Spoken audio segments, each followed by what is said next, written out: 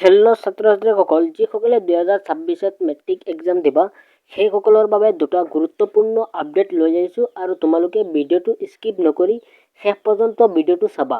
তো ছাত্ৰ-ছাত্ৰীসকল, যিসকলে 2026ত মেট্ৰিক এক্সাম দিবা তেওঁলোকৰ ৰুটিন কেতিয়া পাবা বা তেওঁলোকৰ এক্সাম কেতিয়া হ'ব, মই এইটো ভিডিঅ'ত সকলোখিনি জনাই দিম।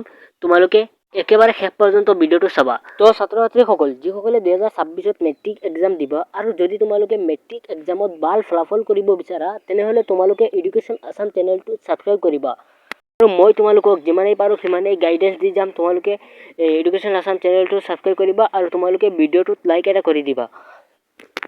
আৰু ছাত্ৰ-ছাত্ৰীসকল, তোমালোকে বহুতেই জানাই যে এইবাৰ 2026ত মেট্ৰিক এক্সামটো টান হ'বলৈ গৈ আছে আৰু তোমালোকে বহুতেই জানাই যে এইবাৰ নিউ পেটাৰ্ণ MCQ আৰু কনচেপ্ট বেছ কুৱেশ্যন আহিব। ছাত্ৰ-ছাত্ৰীসকল, তোমালোকৰ প্ৰথমটো আপডেট হৈছে মেট্ৰিক পৰীক্ষা কেতিয়াৰ পৰা আৰম্ভ হ'ব।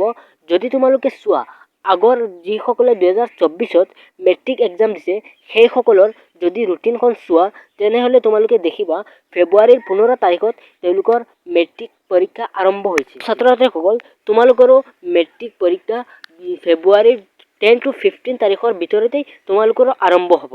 ছাত্ৰ-ছাত্ৰীসকল, তোমালোকৰ 2 নম্বৰ আপডেটটো হৈছে তোমালোকৰ HSLC 2026ৰ ৰুটিনখন কেতিয়া দিব। তো ছাত্ৰ-ছাত্ৰীসকল, তোমালোকে যদি 2024খন চোৱা তেনেহ'লে তোমালোকে দেখিবা যে 2 নৱেম্বৰ 2024খন দিছে আৰু তোমালোকৰ 22-25ৰ ভিতৰতে তোমালোকে পাই যাবা তোমালোকৰ ৰুটিনখন। তো ছাত্ৰ-ছাত্ৰীসকল, তোমালোকৰ কাৰণে এই দুটা গুৰুত্বপূৰ্ণ আপডেট আছিলে। আশা কৰোঁ মই তোমালোকৰ এই দুটা আপডেট বহুত গুৰুত্বপূৰ্ণ আপডেট। তো ছাত্ৰ-ছাত্ৰীসকল, তোমালোকৰ যদি কিবা 2026ৰ মেট্ৰিক এক্সামৰ কাৰণে কিবা যদি ডাউট থাকে তেনেহ'লে তোমালোকে কমেণ্টছ কৰিবা আৰু মই তোমালোকৰ কমেণ্টছত ৰিপ্লাই দিবলৈ চেষ্টা কৰিম।